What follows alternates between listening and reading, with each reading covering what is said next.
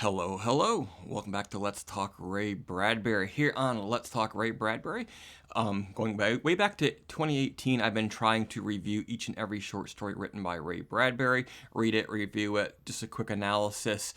And to this point, we've now done something like 232 reviews. So continuing that today, on our way to 600 reviews. Where's My Hat? What's My Hurry from 2003. This leaves just 7 more stories in the collection, The Cat's Pajamas, which I am currently working through. The way that these videos work is I just do a brief synopsis of all the action and then sort of wrap it up with my thoughts and feelings. So here we go.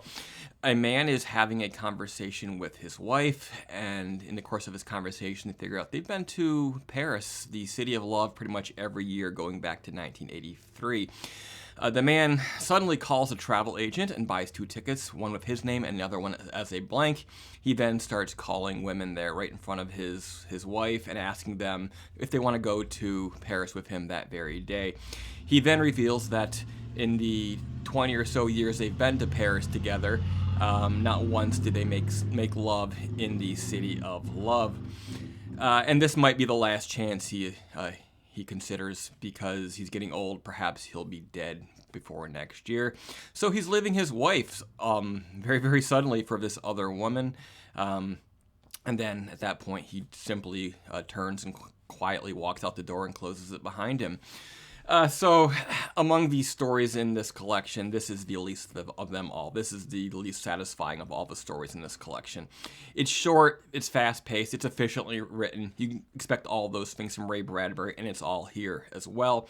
But it lacks the emotional weight and the payoff that you expect from the best short stories out there. Bradbury, he does little here to make us feel attached to either of the main characters. We get almost nothing about them other than the fact that they've been methodically once a year going to Paris for all of these years. That's about all we get. Nothing more about their relationship other than sort of this vague sense that it has since turned cold. Really, though, if the story's about anything, it's about regret and the ending of relationships over a long period of time, how we become complacent in those relationships and we don't leave them, whether it's because of fear of leaving them or because of just a complacency and the fact that it's easier to stay in a relationship and that familiarity with the relationship.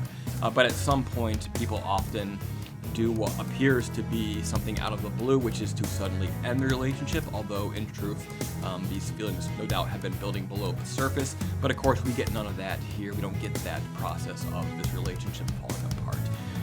But yeah, as I was saying, the least of the stories in this collection. If you're going to skip one, if you're not a completist who needs to read every single Ray Bradbury short story, maybe you skip this one. Otherwise, read it once and forget about it. It's a couple pages long, no big time commitment, so read it once, say you've read it, but I don't think you're going to be thinking about this one for very long after it's done.